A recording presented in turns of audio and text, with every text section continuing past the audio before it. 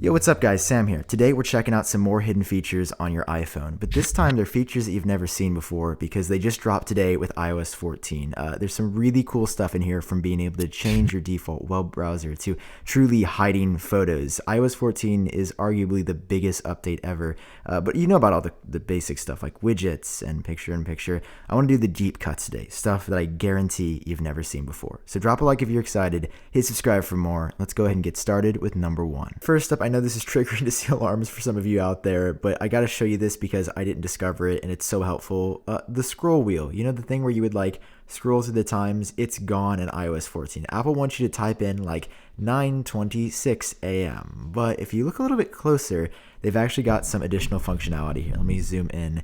You can tap and swipe through and get the time. So the scroll wheel coincidentally does live on. It's just not like it used to be, you know. It's a little bit different, but it is still here. You just have to tap and then you can sort of see the previewed numbers there. There's an insane new color picker in iOS 14 too, which you can access by going into like the screenshot UI, which is fantastic, and then tapping on this. You have so many different colors to choose from, and you can literally adjust opacity. You can have these pre-selected colors, or you can choose anything. But, you know, that's kind of boring. I don't want just squares. I want to choose literally any color. I don't know why Apple went so hard with this, and I don't actually know if I'm ever going to use it. But this is kind of sick. Like, if you want this very specific hue of, I don't know, bright yellow to draw with, well, there you go. You've got that in iOS 14. One of the coolest new things about iOS 14 is that a lot of the UI is compact. So, for example, if you're getting a phone call now, you know how you'd have to just sit and wait on this screen forever until it ended, so you didn't want to be like that person that hung up. Now you can just swipe it away, or even swipe the banner up top, and the phone call goes right up here. So if you decide you want to answer, you can just tap on that, or you can swipe it away and continue to use your phone. It's amazing, and you're going to see this throughout your iPhone and other places like Siri.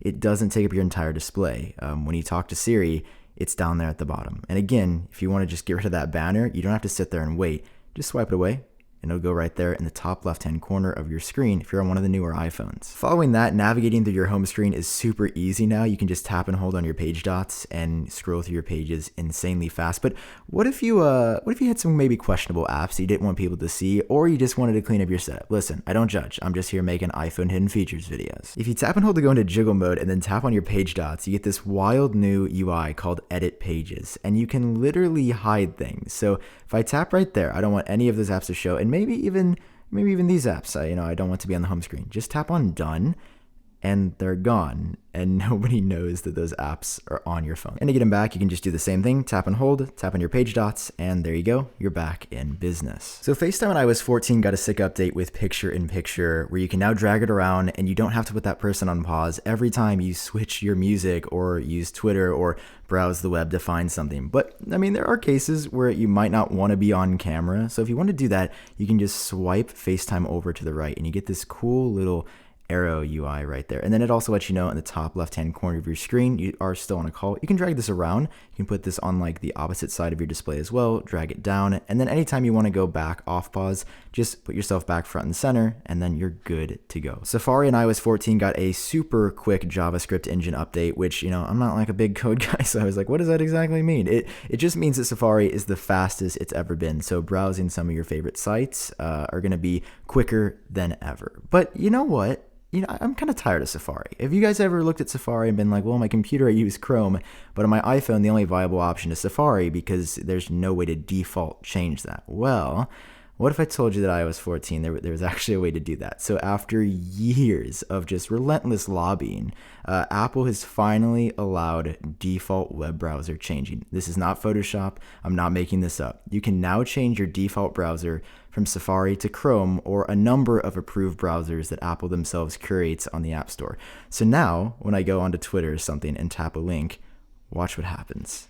Open in Chrome by default. This is insane. We have literally been waiting on this feature forever, but you can now change your default browser and browse the way you actually want to, rather than always using Safari, just because Apple tends to think that that's the best. Now, you might know in one of my last hidden features videos, I showed you the hidden utility section, where on any photo, you can basically go into it, tap on it, you can hit share and then hit hide. And right there, it's gonna go right in the hidden photos album. There you go, it's gone from that section. Scroll down, tap on hidden, and it's there. But I mean, the hidden folder is still visible. Like somebody grab your phone right and still see your stuff. Well, Apple's taking that a step further in iOS 14. Watch what happens if you go to settings. This one's super cool. And then go down to photos right here.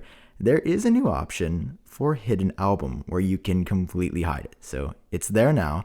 But if you turn that off, your photos are still technically hidden in that folder on your phone. But if somebody picks up your Photos app, it doesn't look like you have the hidden folder even enabled.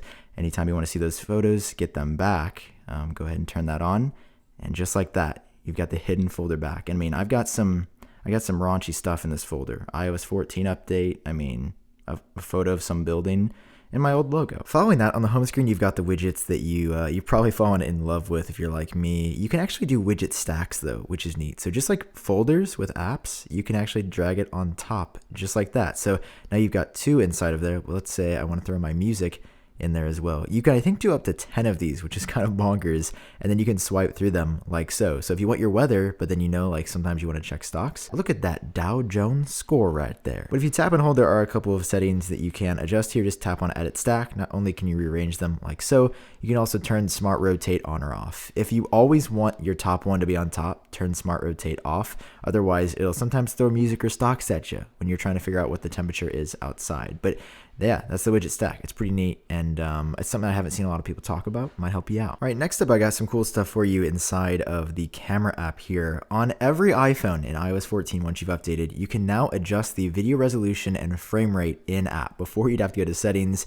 but now on all iPhones, you can actually tap on that to go to HD, tap again to go to 4K, or go back from 24, 30, or 60 frames per second. So why would you actually want to do this? Well, maybe if you're low on space and you're just shooting a quick video, HD is fine. But perhaps when you want to capture the full beauty of something, that's when you could use the 4K 60 option, or even tune it down to be more cinematic, 4K at 24 frames per second. And I don't know if you're like me, but whenever I flip my camera around, you ever thrown off that it's not right? Like, it's not like flipped to how it should be. It looks a little off. You'll take a photo like this, and then when you go to see it back, watch what happens. It's flipped. Like, isn't that odd? I don't know. It's always blown my mind. So there's a new option in iOS 14 that allows you to fix that. Just head over to settings and then camera. Turn on mirror front camera. Now, watch what happens. I'm going to do the exact same photo, and just like I see it in the viewfinder, that's how it's going to come out. It's not going to flip the photo and sort of throw you off. I don't know why it's not been a feature, but like, this is amazing. This is my favorite one of the whole bunch. Whenever you get a new app and they ask for your location, you might be a little sketched out off the bat. Like, why do they want to know exactly where I am? And what's neat in iOS 14 is that while the fundamentals are still the same, like, for example, clock, you can either turn on precise location or not, meaning that before, the default was it would know exactly where you were. But by disabling precise location in any app, let's say I don't want really Twitter to know exactly where I'm at. I can turn that off. It'll know my general vicinity, but it's not going to know like, hey, you're at these coordinates right here. Because that's just creepy. So you can adjust this for like pretty much every app on your phone. So maybe go through, if you don't trust something, maybe be like, hey, I'm a bit conspiratorial. That's cool, but I'm going to disable precise location. Next up is this feature called back tap, where you can tap the back of your phone twice or 3 times to do something. Now, I want to be clear here. This is an accessibility feature. This is for people generally with accessibility needs. However, if you want to take advantage of it yourself, you can just go over here, go down to touch, and then scroll down to the bottom and enable back tap. For my usage, I didn't really find it that useful. However, like a triple tap, which is the one I'd recommend, could enable control center. So I can turn that on, tap 3 times, and control center will pop up. I think. Yeah, there we go. There's Control Center. Like with any Apple feature, there are a ton of options. You can do so much here and even do custom shortcuts, which is incredible. So if you want to give it a try, it is back tap and it might help you out. Inside Apple Music on iOS 14, Apple is finally playing catch up to Spotify in a lot of ways, but the biggest one for me has been Autoplay. It's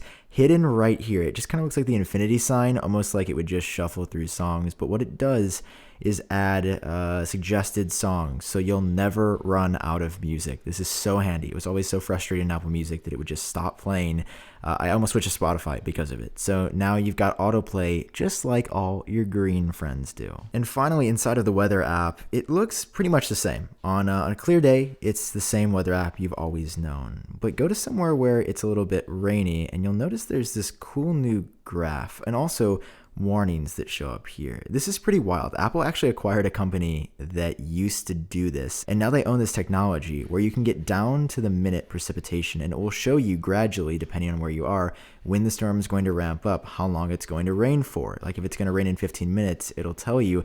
It can help you a lot when planning what to wear or whether or not you need to bring an umbrella with you.